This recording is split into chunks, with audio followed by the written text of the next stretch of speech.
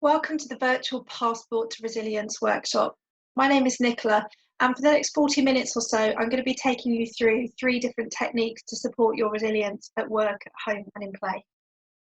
Firstly, I want to say thank you. Thank you for sitting down to watch this and for taking care of you too. It's really important that we look after ourselves as well as looking after others. And some of you may well be feeling it's selfish or guilty to take this time, but I very much encourage you to just sit back and watch and think about how you can integrate some of these ideas into your life. You may even decide that you want to watch this in stages too.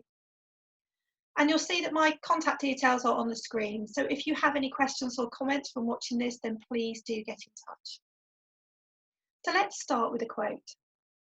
Here is Edward Bear coming downstairs now, bump, bump, bump, on the back of his head, behind Christopher Robin. It is, as far as he knows, the only way of coming downstairs, but sometimes he feels that there really is another way, if only he could stop bumping for a moment and think of it. Now, the reason I start this workshop with this quote is the fact that for many of us, we keep on doing what we're doing, well, because we think that's how it works and it works best for us. But I want to invite you to take some time this morning to just get curious with me and explore some perhaps different ways of working and different ways of taking care of yourself too. You might want to think about, what's your strategy for resilience? What might you need to do, say, or feel to take care of yourself? So firstly, what is resilience? For me, resilience is that ability to bounce back from challenge or adversity. We all face different things that happen to us, but we will have different levels of our abilities to cope in those situations. So imagine that you got up this morning and your alarm didn't go off. There'll probably be a little bit of frenzied activity. You'll rush around a bit, but by the time you get to your destination, you will have brushed it off and carried on your day. But imagine if you got up this morning, your alarm hadn't gone off, then there was no hot water for a shower, you couldn't find your keys, there was no petrol in the car, you got down the road and there's roadworks, and then you get to work and there's challenges along the way. Depending on how resilient you're feeling will depend on how you're able to cope with those different things.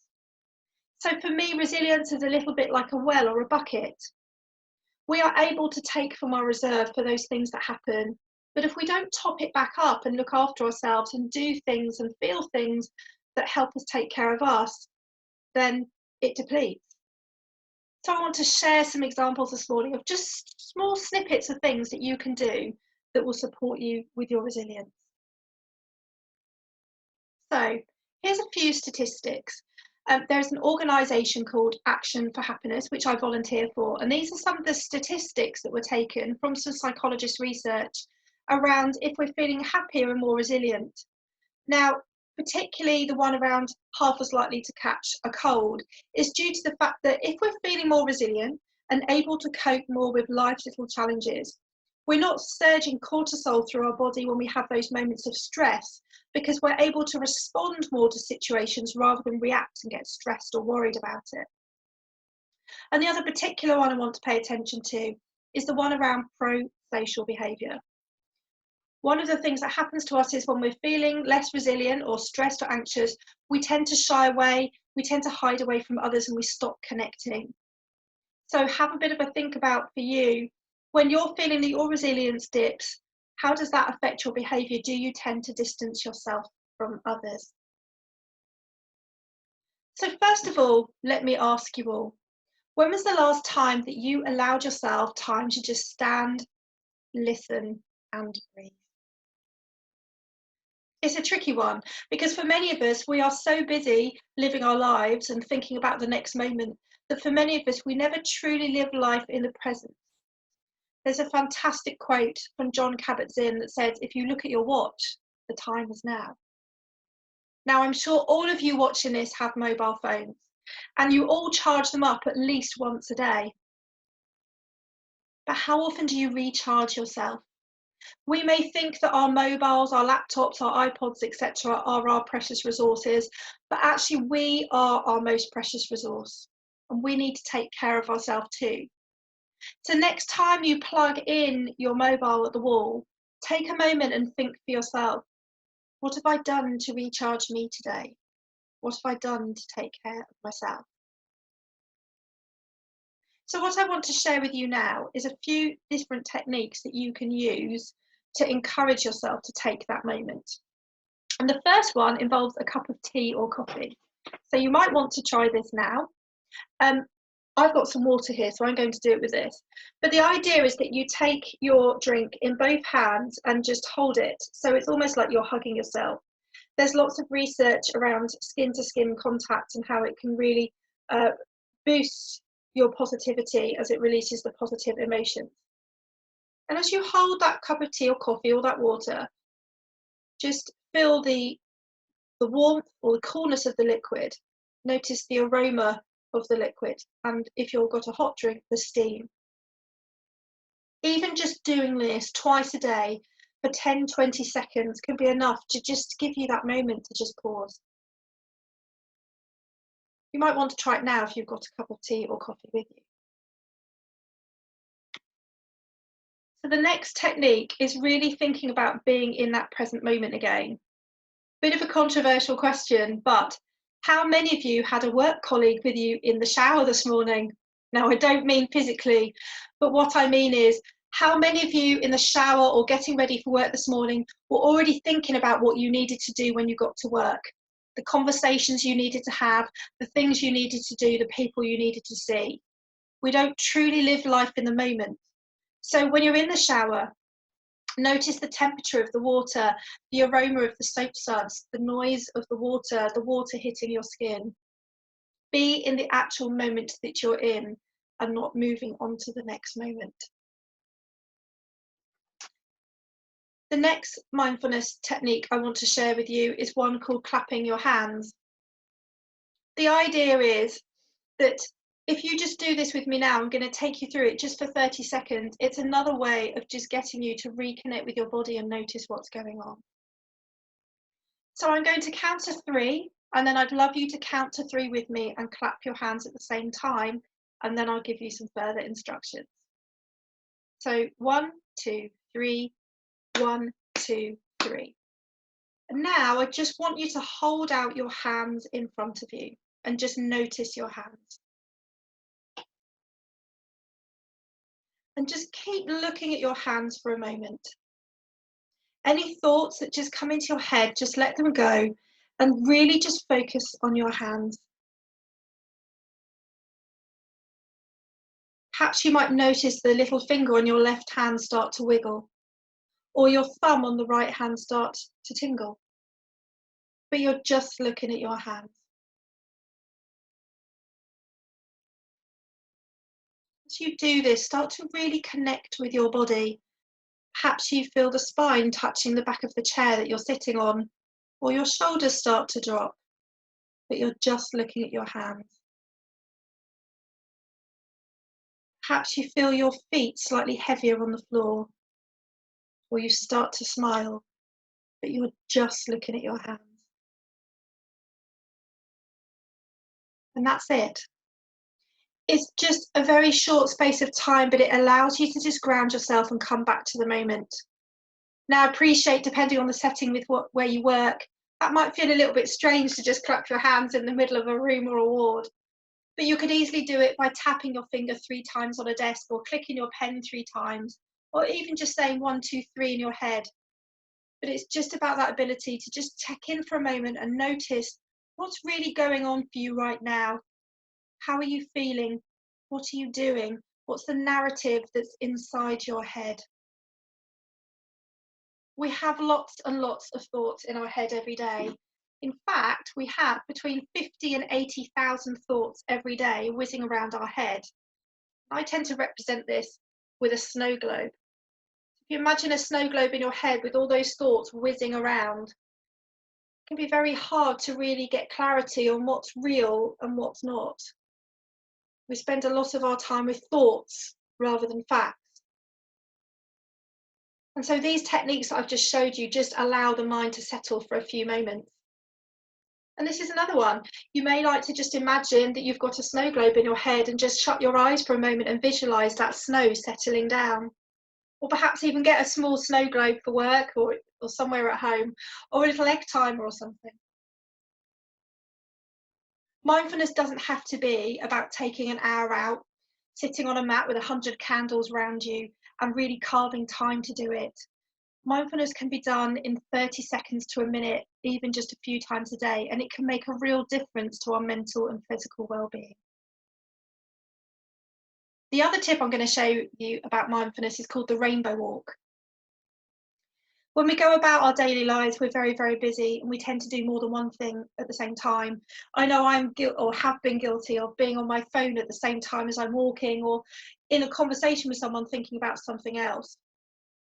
So I encourage you as you go about your day and you're moving around to really notice your environment, really notice the colours around you. It can be very, very helpful.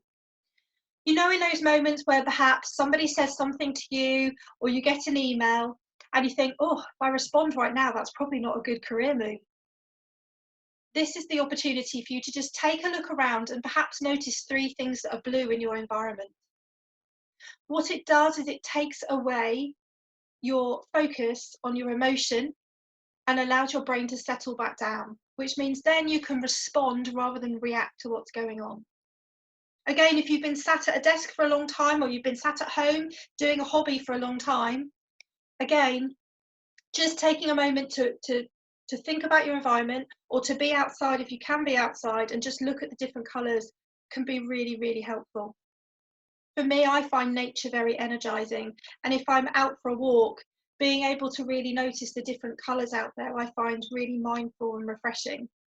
I've become quite obsessed by butterflies and bees through the process, but it's great to be out and actually enjoying the surroundings. Because how many of us have driven to a destination but can't remember how we got there? How many of us have eaten a meal without really enjoying it because we can't remember what it tasted like? And how many of us have had to ask someone to repeat something because we weren't really listening? All of these little mindfulness techniques that I've shared with you will support you, but also support you in the environment that you work and you're in home in, to have stronger relationships where you are truly listening. So here are some of the things that we've talked through in terms of tips. You can't stop the waves, but you can learn to surf, as John Kabat-Zinn says. We can't take away the things that necessarily happen, the experiences that happen to us, but we can choose how we react or respond to them. So being more mindful increases your productivity. You can fine-tune your senses because you start to listen more attentively. You notice the colours around you and you increase your capacity to focus and prioritise. This in turn means you can strengthen the relationships because you're truly listening, but you can also articulate what's going on because you're starting to notice more as you connect more with yourself about how you feel. And of course, many of us have heard of the saying, let's just take a step back. Even a minute of a time and shifting your perspective can really help create space and release tension so we can see experiences from different perspectives, and that can really help with problem solving as well.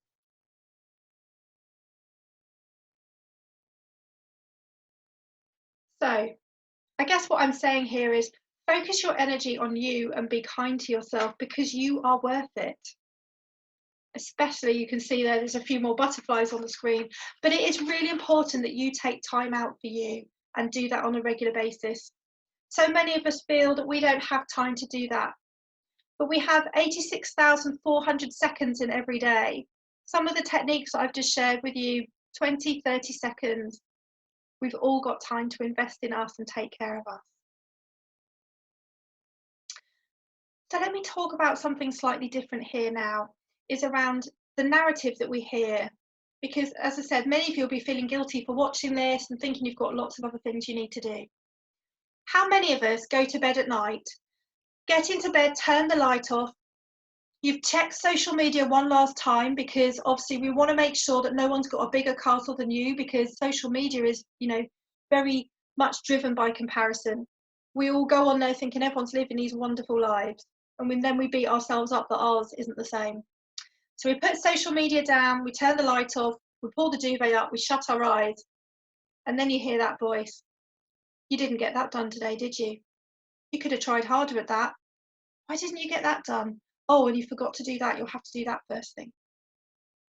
This is what I call the Gremlins. Anyone remembers the Gremlins film from the 80s? We all have that internal mind chatter that tells us we're not good enough, that we could have tried harder, that we could have done more. We then have a choice to decide whether or not we want to be with that narrative or whether we want to override it and recognise what we're truly capable of. And as I said, with up to 80,000 thoughts a day, sometimes these gremlins can feel all too consuming and take over. And it's really important that we notice what those phrases are so that we can intercept them and not be with them.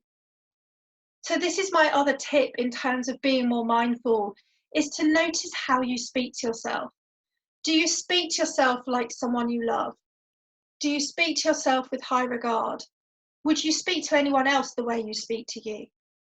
It's really important that you recognise what you're capable of and what you can achieve. So these are some of the beliefs that you might be holding on to. And it's really important if you recognise when those show up and start to recognise perhaps how your behaviour alters, that instead of sitting with some of these phrases for several days or weeks, you can intercept them much earlier and say, oh, hang on a minute, that's not really real. So my tip here is to use the question, what's the truth in that? We have to decide between the thoughts and the facts. We all have those moments where we go into what I call Armageddon status. Something happens and we take it to the worst possible case scenario it can be. So we can almost plan out in our head how we'll get out of that. We're great fortune tellers in that respect. We're great storytellers. But a lot of the time we take ourselves to a place that we don't need to be, and then things spiral out of control. I know for me, I don't have a great relationship with printers. And if I'm trying to print something for a big meeting or a presentation and it won't work, I have all sorts of thoughts around, I can't go and it won't be good enough and I won't look credible enough. And that's not real. That's my gremlins talking. But I'm so much more aware of that now, which means that I can intercept that a lot earlier. So let me explain it in a slightly different way to you, in something called the hand brain.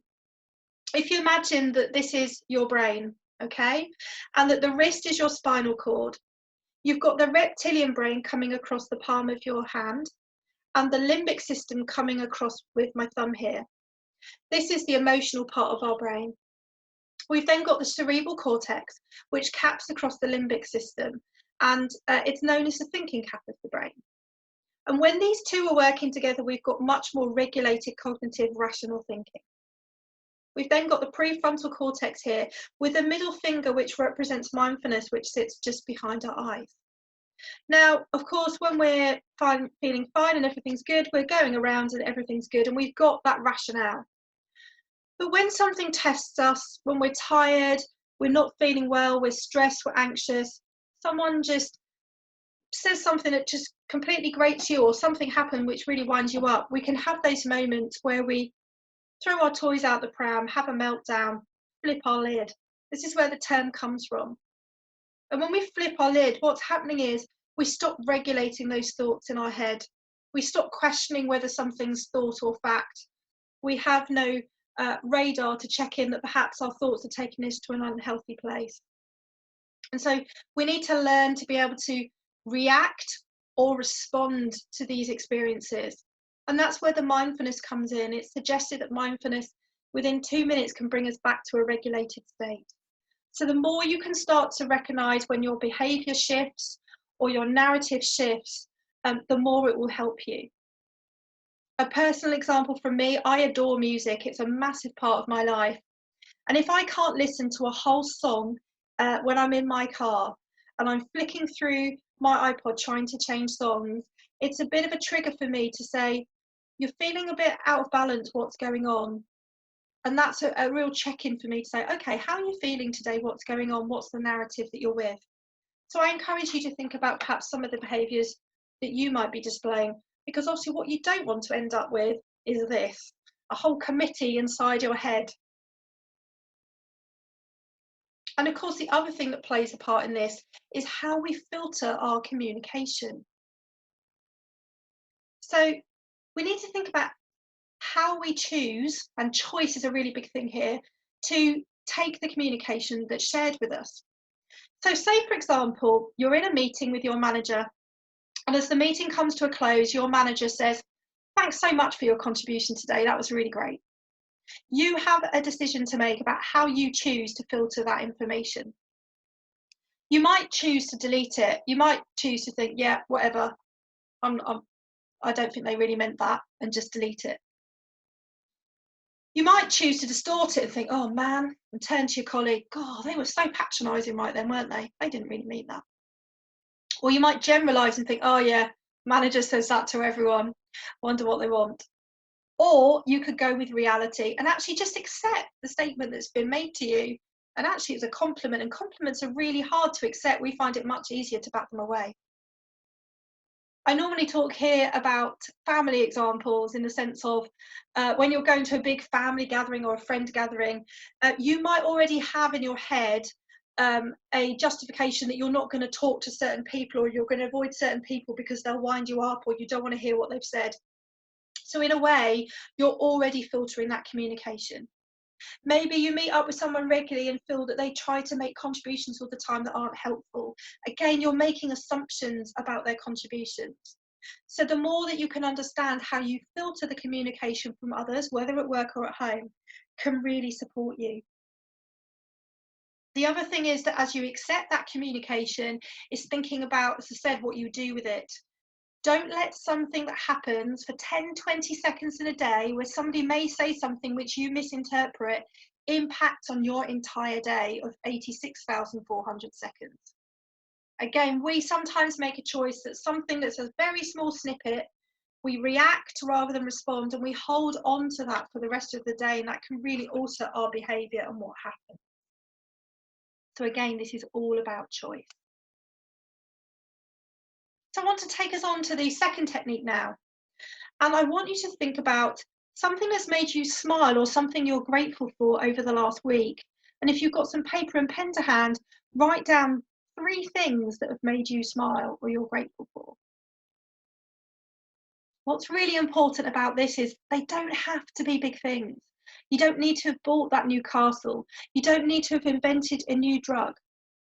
It's about those little things that make a difference to us. Perhaps the blue skies, perhaps someone offering some kindness to you, perhaps a lovely conversation with someone. It's the small things that matter, and sometimes the things that we take for granted.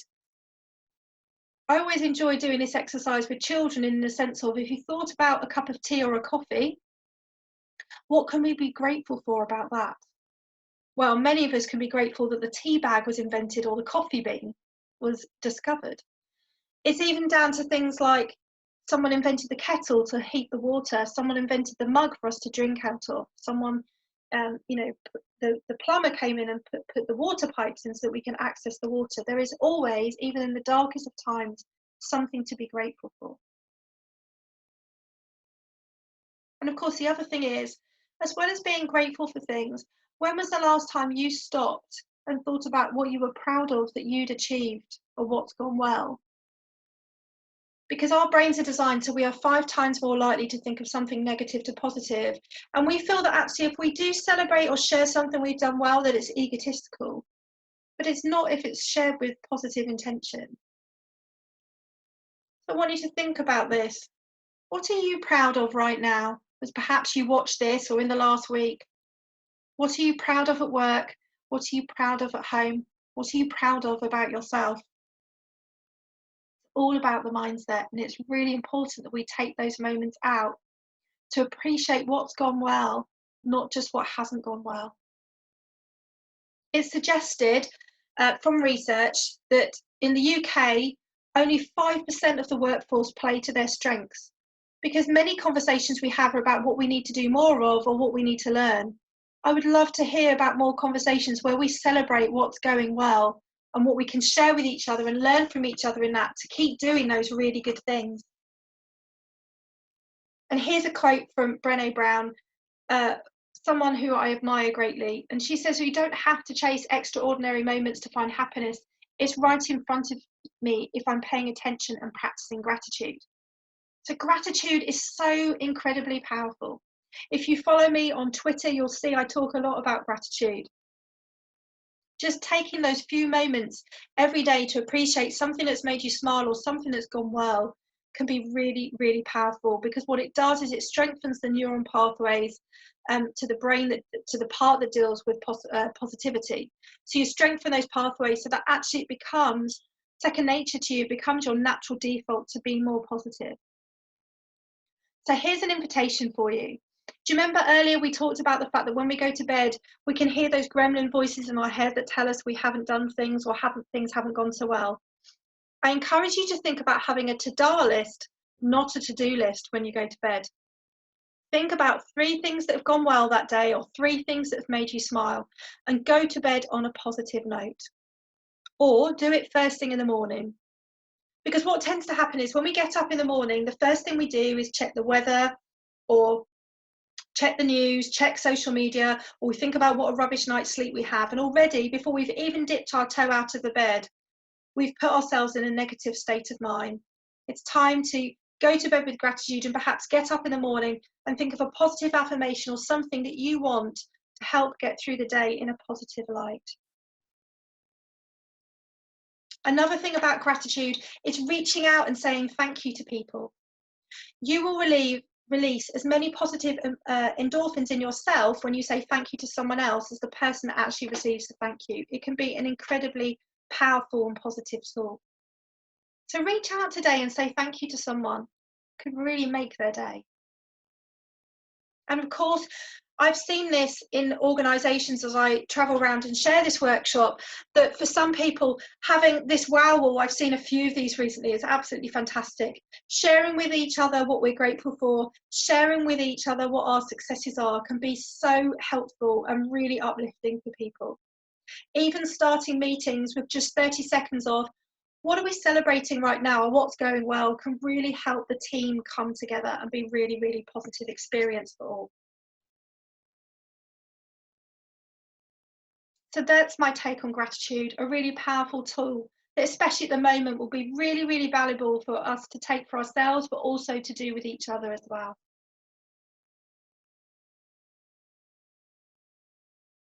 So the other thing I want to talk about is values. Our values are a central part of who we are and how we want to live our life.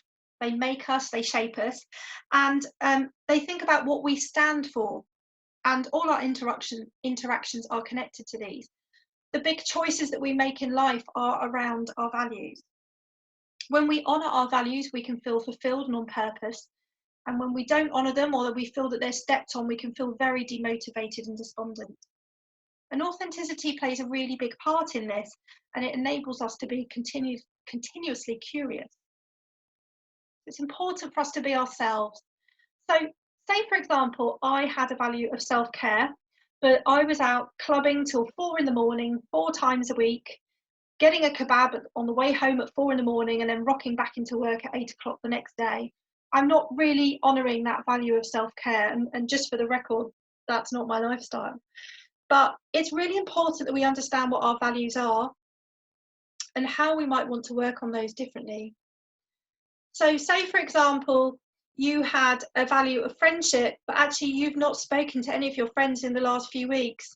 That could well alter your motivation. That could alter how you're feeling because you feel that friendship's important to you.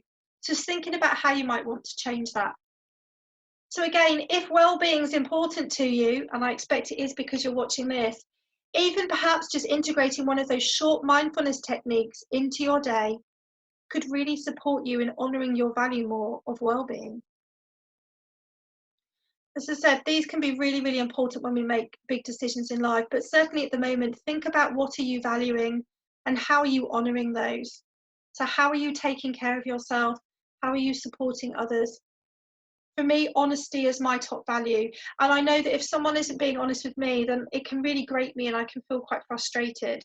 So the more that we understand our values and again understand how perhaps our behaviour might alter if we're with someone that doesn't honour that same value, that can be really, really helpful.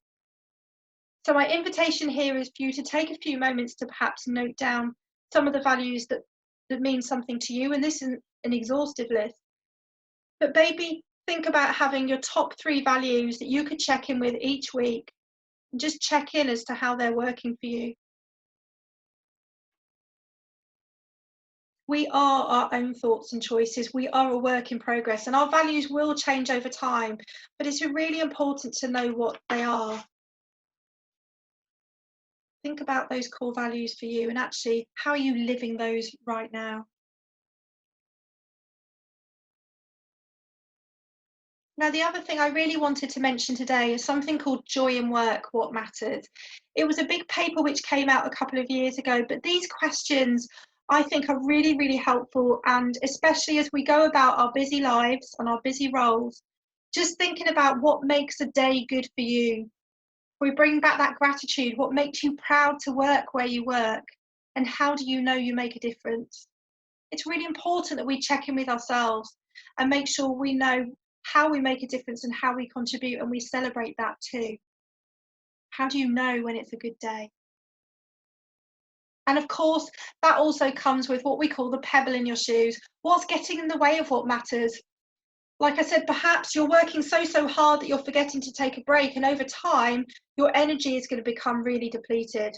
Just taking those moments to step back, to clap your hands, to grab that tea or coffee could really make a difference to you in terms of your day and make you more productive as well.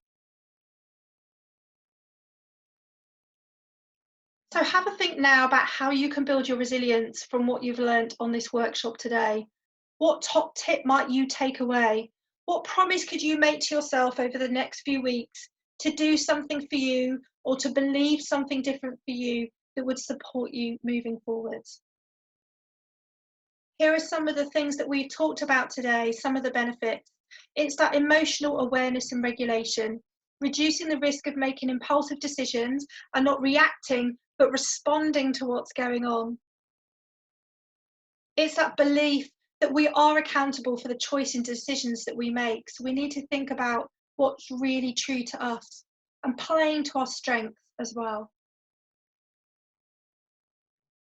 So lastly, I want to say this. Your mind is like a parachute. If it's not open, it won't work. So believe in yourself, remember that you matter, and take care of yourself as well as all of those around you. Thank you for watching. Thank you for everything that you do where it is that you work. And as I said, if you have any questions or comments, then please do get in touch. Take care, everybody.